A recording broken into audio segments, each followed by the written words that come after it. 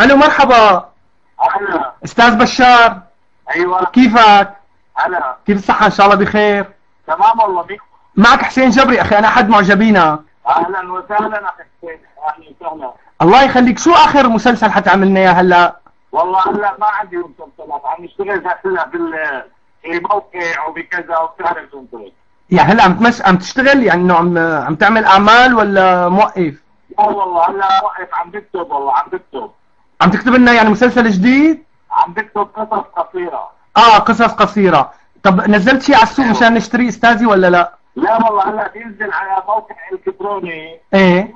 اتمنى تتجمع على الموقع، اسمه سوريا الناصر. سوريا النصر. ايوه. هذا لك السيت ولا الموقع؟ هذا لك ولا؟ الي موقع. لا الي. عن شو بيتحدث سيدي الكريم؟ هذا جديد والله، انا يعني تفاجأت. هذا يا سيدي موقع اخباري سياسي واقتصادي واخباري ادبي، يعني جامع.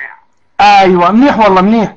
وبما انه الاوضاع هلا كمان تعبانه، بدنا اياك تكتب لنا شيء كم كتاب، يعني كم اللهم صل، ايش بدي اقول لك اياها، انه عن الوضع الحالي، انه تكتب لنا فيه، وانه شو لازم نعمل مشان وطننا ومشان قيادتنا. والله نحن بيهمنا سوريا اهم من كل شيء يا حسين. هاي سوريا العظيمه اللي ما بصير حدا يحررها. الموقع سوريا النصر بنلاقيه. ايوه، افتح على جوجل. ايه. سوريا النصر بيطلع معك بتشوفه. اوكي سيدي الكريم، يا هلا. شكرا لك، وتحيه لنيكات اختك واخت بشار الاسد يا اخو الشارموطه.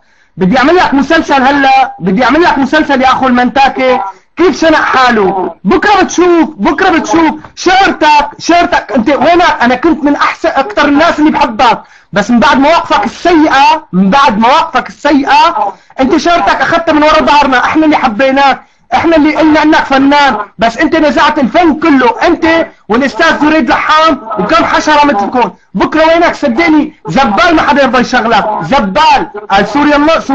سوريا النصر مو سوريا الاسد.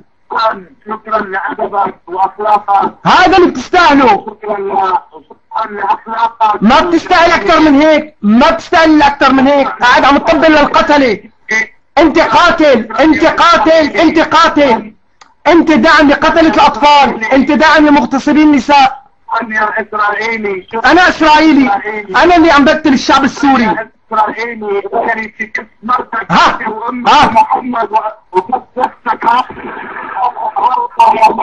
يا أخو الأحدي، والله بيكف أمك ونيتها، ولكن نحن نايكينكم من الأمور. ايه عم تسب الرسول عليه الصلاة والسلام. سمعته؟ شفتوا شلون لما قلت لي قاتل الأطفال وهي حكى سب الرسول عليه الصلاة والسلام، الله يلعنه. هذا التسجيل لازم ينبعث على قناة الجزيرة، خليها تسمعوا.